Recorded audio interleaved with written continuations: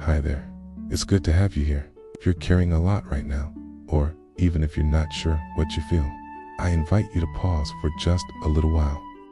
This is a space for stillness, for breathing, for softening what's been heavy. You don't have to fix anything right now. You don't have to figure it all out. Just bring your heart as it is. That's enough. Today, I want to share with you a psalm that's often quietly overlooked, Psalm 32. It speaks to something all of us need: forgiveness, relief, the quiet joy of being truly, deeply known, and still deeply loved. It begins like this: Blessed is the one whose transgressions are forgiven, whose sins are covered. Right away, there's this sigh of relief in the words. Not a high-energy celebration, but a quiet, peaceful kind of blessed. Like someone who has just laid down a burden they've been carrying for years. Like waking up after a long illness and feeling your strength return. Forgiveness isn't just a concept, it's a release. To be forgiven means you don't have to hide anymore. You don't have to pretend you're perfect.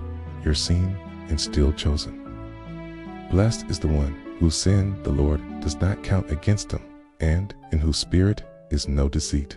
This is about honesty. It's not being perfect, but being real. We spend so much energy covering up, hiding our struggles, putting on a good face. But what if we could live without that pressure? What if the deepest kind of blessing was being fully ourselves, without fear of rejection? God isn't keeping a scorecard. He's not waiting to catch you in failure. He wants your heart, just as it is.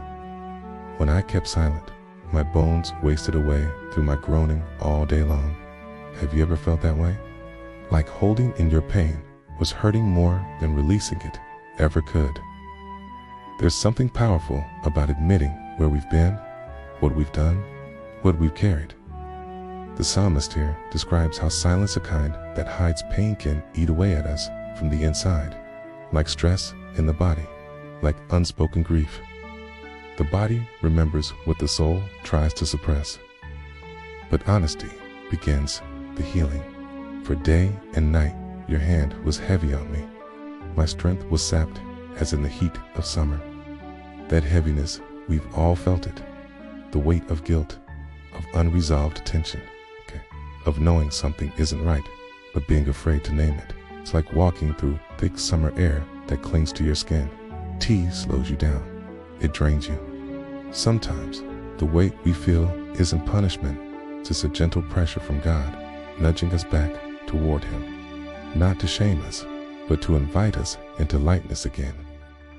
Then I acknowledged my sin to you and did not cover up my iniquity. That's the turning point. That moment of release, when you finally say the thing you were scared to say, when you stop pretending. There's a surprising kind of strength and vulnerability, in saying, God, this is where I'm at. I don't want to carry it anymore. You don't have to cover up what God already sees. He's not shocked. It's waiting with open arms. I said, I will confess my transgressions to the Lord, and you forgave the guilt of my sin. Just like that. It's no long explanation, no groveling, no list of how you'll make it up. It's just honesty and forgiveness. Guilt doesn't have to be your home. Shame doesn't have to be your story. You can be free. God's forgiveness is not reluctant.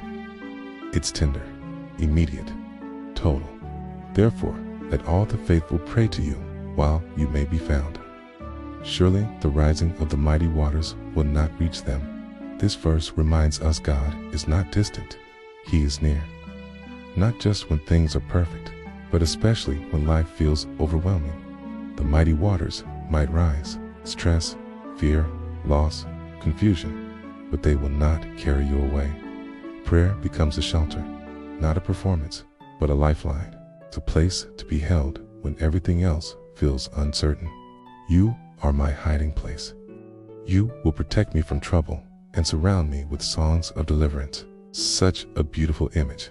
God isn't just someone we speak to. He's a hiding place, a refuge, a quiet corner of peace in the middle of the chaos. And He doesn't just protect, He surrounds with songs of deliverance. You imagine that? being wrapped in melodies of freedom. It's the sound of joy, of release, of starting again. Even if you don't hear it yet, it's there. A song rising around you, even now. I will instruct you and teach you in the way you should go. I will counsel you with my loving eye on you. This is God's voice now, gentle, personal. He's not just interested in where you've been. He cares deeply about where you're going.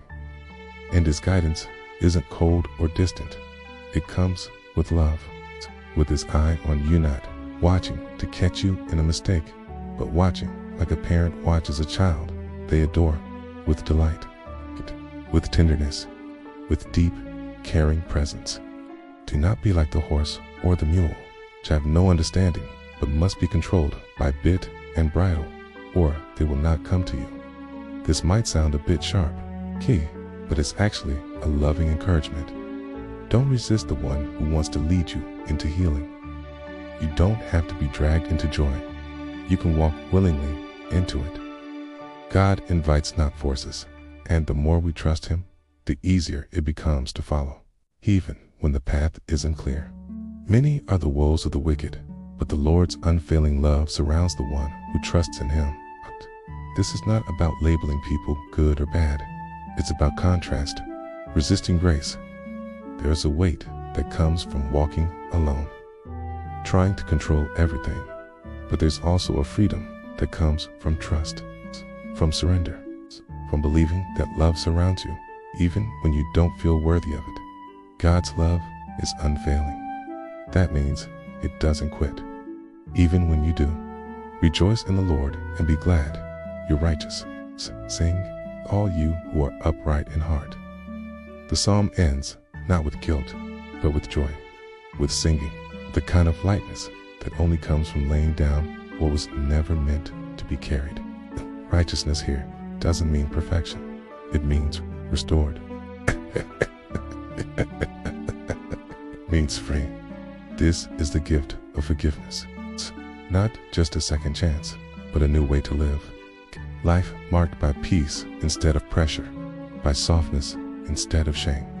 So, wherever you are today, there's something you've been holding in, some regret or sorrow or guilt. You don't have to carry it alone. God is ready, not with condemnation, but with compassion. He already knows, and he already loves you. Let that sink in for a moment. You are seen. You are safe. You are not too far gone. You are not beyond grace. Take a deep breath and let it go. Let it go into his hands. Let it go into his mercy. And may joy, real joy, return to your heart. Not because everything is perfect, but because you are free. Thanks for sharing this quiet time with me. This reflection brought you peace or helped you reconnect with something inside you. I invite you to gently like the video. Maybe even share it with someone else who could use a moment of grace today. And if you'd like to come back for more gentle meditations like this one, you're always welcome to subscribe. Till next time, may you walk lightly, rest deeply, and remember, you are already loved. Take care.